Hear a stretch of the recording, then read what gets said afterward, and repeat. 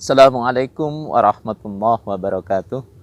Alhamdulillahirabbil alamin wassalatu wassalamu ala asyrafil mursalin sayyidina Muhammadin wa ala alihi wa ashabihi ajmain, amma ba'd. Syukur alhamdulillah, pada kesempatan yang berbahagia ini kita akan membahas tentang rencana pemerintahan Amerika Serikat yang mengutus seorang utusan khusus, yaitu Jessica Stan, dalam rangka untuk memajukan hak-hak LGBTQ+. Rencananya diumumkan Stan akan mengunjungi atau safari ke 3 negara di Asia Tenggara, yaitu ke Vietnam tanggal 28 November hingga 2 Desember 2022, dilanjutkan ke Filipina tanggal 3 sampai tanggal 6 Desember 2022, dan terakhir ke Indonesia tanggal 7 sampai 9 Desember 2022. Dan sekarang syukur alhamdulillah kita sampaikan bahwa pemerintah AS mengurungkan niatnya untuk Stan mengunjungi atau safari ke Indonesia, jadi ke Vietnam sama ke Filipina.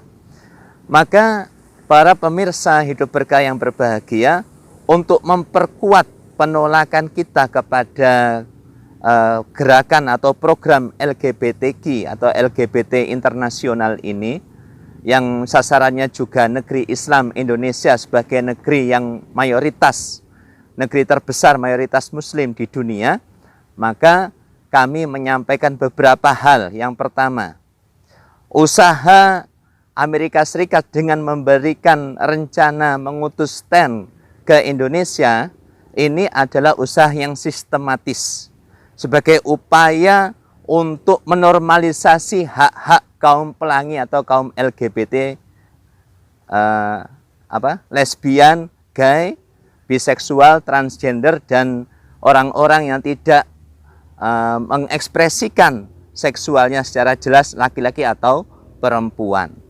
Kalau di Indonesia sendiri sebenarnya jumlah komunitas LGBT, jumlah orang-orang yang terindikasi LGBT itu sekitar per Agustus 2022 lebih dari 1 juta orang, ya, lebih dari 1 juta orang.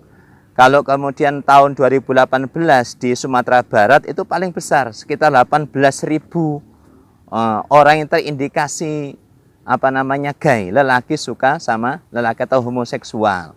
Lantas di Surabaya di Jawa Timur kita tahu, ya, 24 November kemarin itu mereka sudah show of force, ya, show force untuk melakukan kontes busana transpuan di Royal Plaza, tapi akhirnya ditolak oleh Ormas Islam se-Surabaya, ya, GUIB, Gabungan Umat Islam Bersatu di Surabaya.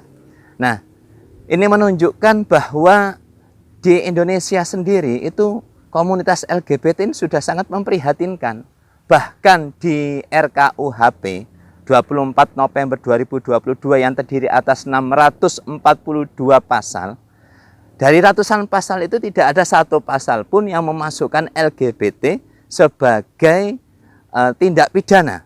Ya, selanjutnya, maka Stan ini melihat peluang Indonesia untuk lebih maju lagi dalam hak LGBT, yaitu diresmikan hubungan sesama jenis itu dalam sebuah lembaga yang formal, yaitu lembaga pernikahan sesama jenis. Nah, ini tujuannya memajukan hak-hak LGBT itu.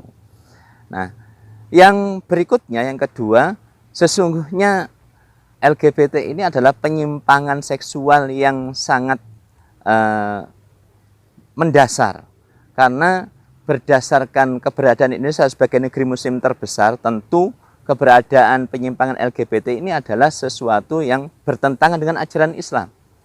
Maka populasi manusia akan hilang. Islam itu kemudian melarang terjadinya penyimpangan seksual yang disebut dengan LGBT atau perilaku kaum Nabi Lut ini. Nah, di samping itu, keberadaan Amerika Serikat sebagai negara kafir harbi fi'lan tentu memiliki agenda penjajahan di negeri-negeri muslim, apalagi di Indonesia sebagai negeri terbesar mayoritas muslim di dunia. Maka upaya Stern untuk menormalisasi ya hak-hak kaum LGBTQ ini adalah merupakan agenda penjajahan di Indonesia. Di samping Amerika Serikat menegaskan bahwa Indonesia masih dalam orbit penjajahannya. Program penjajahan mereka dari moderasi beragama, Islamofobia, khilafafobia, hingga kemudian menormalisasi hak-hak kaum LGBT. Maka ini sangat berbahaya. Jadi dengan adanya program LGBT ini, maka kaum muslimin itu akan mengalami lost generation, kehilangan generasi yang akan melanjutkan perjuangan dakwah bagi kemuliaan Islam dan kaum muslimin. Maka kaum muslimin semuanya, khususnya di Indonesia, mari kemudian kita mempertegas penolakan kita kepada penyimpangan yang disebut dengan LGBT ini. Tidak ada tempat bagi kaum LGBT. Kalau program LGBT secara internasional disponsori oleh Amerika Serikat sebagai adidaya, maka kaum muslimin untuk membendung program LGBT internasional ini, maka membutuhkan adidaya juga, yakni al-khilafah al-islamiyah. Rasulullah SAW sebagai kepala negara telah mengusir seorang yang terindikasi sebagai gay, sebagai homoseksual, sebagaimana riwayat dari Az-Zuhri dari sahabat Aisyah radhiyallahu anha. Demikian yang bisa saya sampaikan. Semoga kaum muslimin semuanya kemudian menyadari bahwa serangan pemikiran, serangan budaya, serangan politik begitu masif kepada kaum muslimin. Maka sudah saatnya kaum muslimin bersatu padu, memperkuat barisan, memperkuat persatuan demi untuk menegakkan kembali institusi adidaya kaum muslimin, yakni al-khilafah al-islamiyah, untuk menentang, untuk melawan semua serangan dari adidaya kekufuran baik dari timur maupun dari barat. Billahi taufiq wal hidayah. Wassalamualaikum warahmatullahi wabarakatuh.